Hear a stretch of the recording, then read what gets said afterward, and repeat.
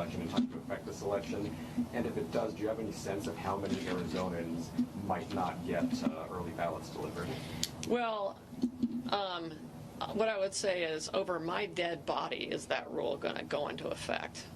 We are going to fight this tooth and nail in the courts, and I've got the best Solicitor General in the country standing right there, who is going to make sure, along with the other attorneys general who are fighting this case. I think 25 states signed on to this lawsuit this morning.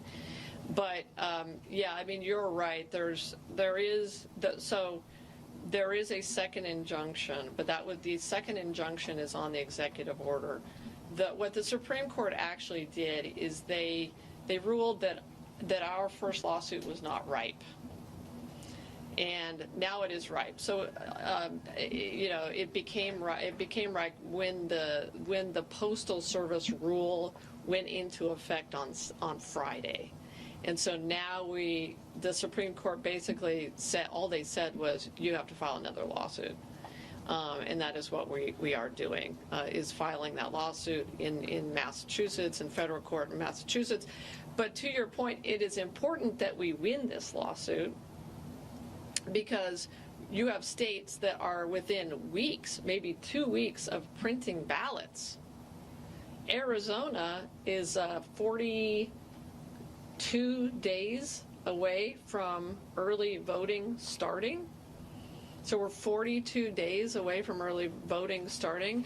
I know that county recorders are already preparing their ballots, because as a candidate myself, I get proofs of the ballots. They send candidates proofs that say here's how your name is going to appear on the ballot. And so I get 15 of those emails, and so I know our county recorders are right now, as we speak, preparing those ballots. So we intend to win. I think one of the arguments that we have made in the lawsuit is it's just completely impracticable for the Postal Service to implement this rule, for our county recorders and the states to be ready for it. I mean, one of the provisions in the rulemaking is that the states would have to actually alter the envelopes for their mail-in ballots. I mean, how in the world are states going to be able to actually alter our envelopes in time? And then we would have to send our voter rolls to the Postal Service, and then the Postal Service would have to somehow determine who gets a mail-in ballot.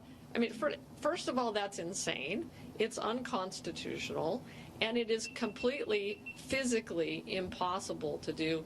And obviously those will be the arguments that we'll be making to the federal judge.